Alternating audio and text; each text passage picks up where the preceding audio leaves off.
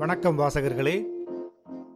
இன்று நாம் கேட்கப் போகும் கதை மைதானத்து மரங்கள்.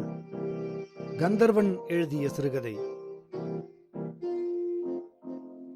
இவன் வீட்டை விட்டு திரும்பி நடந்தால் 100 அடி தூரத்தில் இருக்கிறது அந்த மைதானம். ஊரின் 1 கோடிக்கு ஒதுங்கிவிட்ட இவன் வீட்டுக்கு ஒரே மரியாதை அது அந்த மைதானத்தில் இருக்கிறது என்பதுதான்.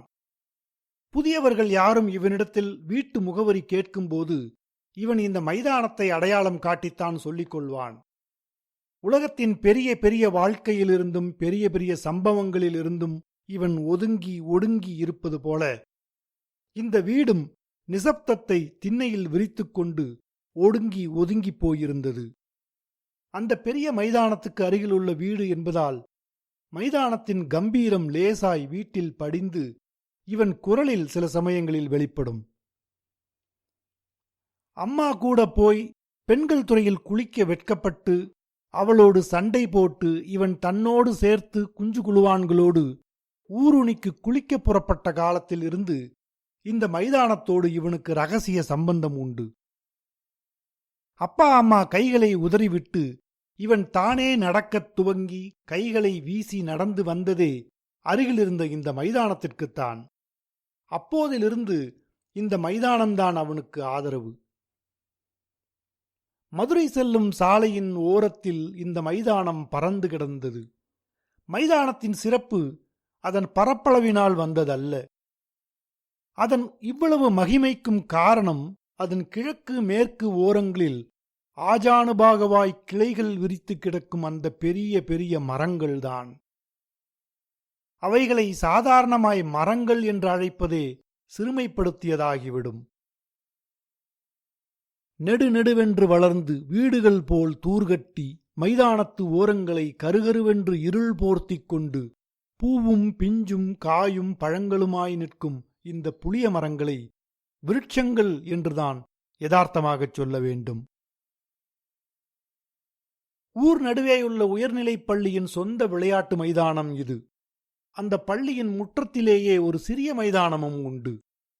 இடையிடையே வரும் விளையாட்டு பீரியட்களில் மட்டுமே அந்த சிறிய மைதானத்தில் விளையாட்டு நடக்கும்.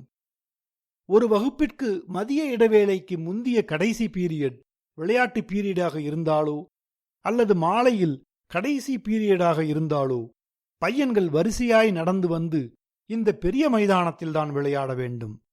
விளையாடி முடித்து உடற்பயிற்சி கல்வி ஆசிரியர் கழுத்தில் தொங்கும் பிகிலை ஊதி வீடுகளுக்கு விரட்டும் போது எல்லா மாணவர்களும் ஊருக்குள் இருக்கும் தங்கள் வீடுகளுக்கு அலுப்புடன் நடப்பார்கள். மதிய இடைவேளையாயிருந்தால் அவசரமாய் ஓடுவார்கள். இவனுக்கு அப்போதெல்லாம் ரொம்ப பெருமையாயிருக்கும். இவன் வீடு இதோ 4 பாகத்தில் இருக்கிறது. இவன் மட்டும் ஆற அமர ஒவ்வொரு மரமாய் ஓடி ஓடி தொட்டுவிட்டு மைதானம் காலியானதும் ஒண்டியாய் நின்று இங்குள்ள எல்லாமே இவன் கவனிப்பில் மேற்பார்வையில் நடப்பது போல் காளி மைதானத்தை ஒருமுறை பார்த்துவிட்டு வீட்டிற்கு போவான். வெயில் தணிந்ததும் அப்போது புழக்கத்தில் இருக்கும் கிட்டியோ பம்பரமோ கோலியோ எடுத்துக்கொண்டு மறுபடியும் மைதானத்திற்கு வருவான். ஆங்காங்கிருந்து ஒரு ஜமா சேர்ந்துவிடும். குழுக்களாக பிரிந்து விளையாட்டு துவங்கும்.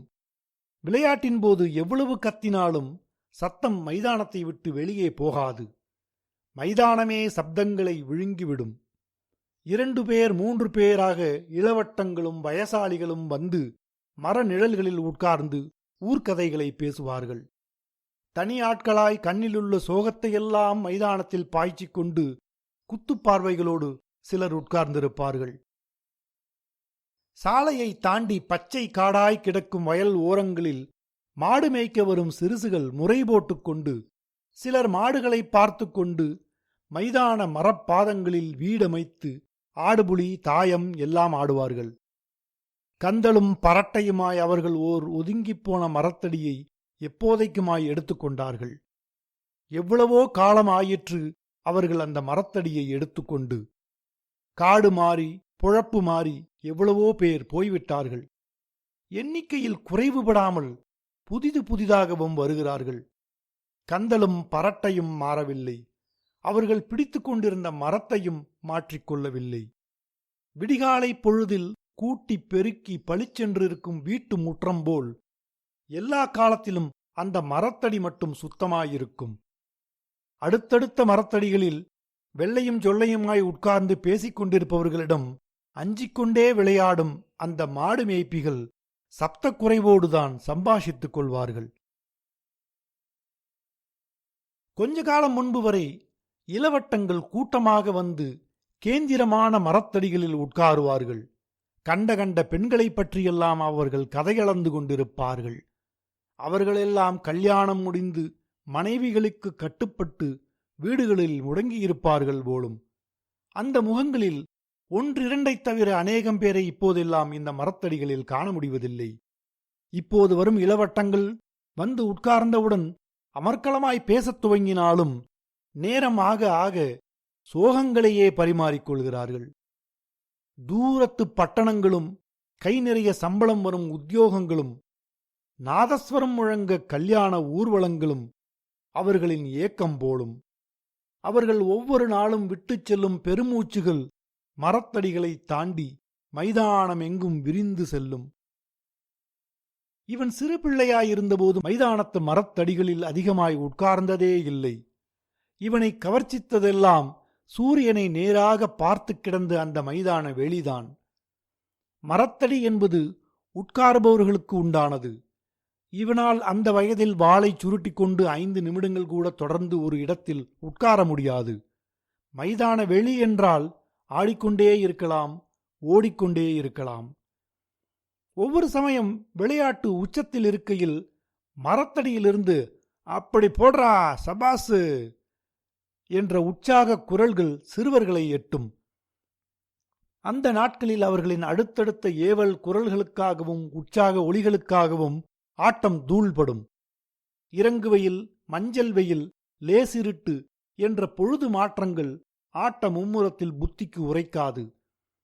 இருட்டு கனமாகி கனமாகி அடித்த கிட்டிப்பிள்ளையை தேட முடியாமல் போனாலும், உருண்ட கோலிகளை குனிந்து குனிந்து கண்களை இடுக்கி இடுக்கி பார்த்தும் கண்டுபிடிக்க முடியாமல் போனாலும் ஆட்டத்தை மாற்றி வேறு விளையாட்டில் முனைவார்கள். கடைசியாய் ஓடி வருவது தெரியாமல் முட்டி மோதி எதிரே வருபவனை பெயர் மாற்றி கூப்பிட்டு எல்லோரும் அதற்காக ஓ என்று சிரித்து, அந்த சிரிப்புகளிலும் அயர்ச்சி வந்து அப்புறம்தான் அந்த மைதான வெளியில் ஆட்டபாட்டங்கள் முடியும். இவன் 8ஆம் வகுப்பு படிக்கையில்தான் முதன்முறையாக மைதான வெளியிலிருந்து ஒதுங்கி மரத்தடியில் உட்கார்ந்தான். அன்று அவன் காலையில் பள்ளிக்கூடம் போய் இறைவணக்கம் முடிந்து கடைசியில் வந்து வகுப்பில் உட்கார்ந்தான். ஆங்கிலம்தான் முதல் பீரியட். ஆங்கில ஆசிரியர்தான் வகுப்பாசிரியர். வெள்ளை பேண்ட்டும் வெள்ளை சட்டையும் வெள்ளை மனசுமாய் மிகுந்த கவர்ச்சியோடு இருப்பார். வகுப்பிற்குள் நுழையும் போதே ஒரு காகிதத்தை கொண்டு வந்தார். அவர் முகத்தில் கவலை நிறைந்திருந்தது. நாற்காலியில் உட்காரும் முன்பே அதை பார்த்து படிக்க ஆரம்பித்தார். இன்னும் ஸ்கூல் ஃபீஸ் கட்டாதவர்கள் வகுப்பை விட்டு வெளியேற வேண்டும். ஃபீஸ் கட்டி ரசீது வாங்கிக் கொண்டுதான் உள்ளே வர வேண்டும். இந்த வகுப்பில் இன்னும் ஃபீஸ் கட்டாதவர்கள் ராகவன், முத்து. அடுத்தடுத்த பெயர்கள் அவன் காதில் விழவில்லை. முத்து முத்து முத்து என்றுதான் எல்லாமே இவன் காதில் விழுந்தன. அம்மாதான் வீட்டில் இருப்பாள். அப்பா வேலைக்கு போயிருப்பார். ஆதீன ஆபீஸ் நாட்காலியை தேய்த்து கொண்டு உட்கார்ந்திருப்பார். 10 நாளாய் பண்ணி பண்ணி சொல்லியும் இந்தா தாரேன் அந்தா தாரேன் என்று சொல்லிக்கொண்டே தினமும் ஓடிவிடுகிறார். அம்மாவோடு சண்டை போட்டு புண்ணியமில்லை. அஞ்சரை பெட்டியை தடவி பார்த்துவிட்டு மஞ்சள் ஜீரகம் இல்லை என்றாலும், சீசாவை பார்த்துவிட்டு எண்ணெய் இல்லை என்றாலும், தம்பி தங்கைகள் நேரங்கிட்ட நேரத்தில் பசிக்கிறது என்றாலும், என்னை கொண்டுகிட்டு சீக்கிரமா போயிரு ஈஸ்வரா என்றுதான் குரல் எடுப்பாள். அவளிடம் இப்போது ஃபீஸ் கட்ட பணம் கேட்டால் அவள் மறுபடி ஒரு முறை என்னை கொண்டுகிட்டு சீக்கிரம் போயிரு ஈஸ்வரா என்று குரல் எடுப்பதைத் தவிர ஃபீஸ் கட்டச் சொல்லிக் கொடுக்க அவளிடம் எதுவும் இருக்காது. அலுவலகத்திற்கு போய் அப்பாவை கேட்கலாம் என்றால் எரிந்து விழுவதைத் தவிர அவரும் உடனடியாக எதையும் ஏற்பாடு செய்துவிட மாட்டார். அவன் அன்றுதான் மைதான வெளியை மறந்துவிட்டு மரத்தடியில் உட்கார்ந்து மைதானத்தை வெறித்து நோக்கினான். ஆங்காங்கு சில மரத்தடிகளில் அந்த வெயில் நேரத்தில் 1-2 பேர் உட்கார்ந்திருந்தார்கள். வேலை கெட்ட வேளைகளில் இப்படி வந்து உட்கார்பவர்கள் உளைச்சல் தாழாமல் தான் வருகிறார்கள் என்பது அவனுக்கு அருவலாய்ப்பட்டது. வகுப்பில் பட்ட அவமானம் இவன் உடலை நடுக்கியது. இவனால் செய்யக்கூடியது அப்போதைக்கு வேறு எதுவும் இருப்பதாக அவனுக்கு தோன்றவில்லை. வகுப்பை விட்டு வெளியே வருகையில் மாணவர்கள் இரக்கத்தோடு பார்த்த பார்வைகள் இன்னும் இவன் உடல் முழுதும் ஈக்களாய் எறும்புகளாய் மொய்த்து கிடந்தன. உக்கிப்போய் உட்கார்ந்திருந்தான். சாலைகளும் மைதான வெளியும் ஊர் முழுவதும் வெயிலின் உக்கிரத்தில் கொப்பளித்துக் கொண்டிருக்கையில் உடல் நடுங்கி இவன் உட்கார்ந்த இந்த மரத்தடி மட்டும் இளங்காற்று சிலுசிலுப்பும் இதமான நிழலுமாய் குளுகுளுவென்று இருந்தது. நெடுநேரம் அப்படியே சிலையாயிருந்தான். இந்த சிலுசிலுப்பும் குளுமையும் இவனின் மனபாரத்தை லேசு லேசாய் கரைத்துவிட்டன. இவன் மரத்தடியிலிருந்து எழுந்தபோது குழப்பமும் நடுக்கமும் குறைந்திருந்தன. இதன்பின் மைதான வெளியில் இவன் குறைவாகவே விளையாடினான்.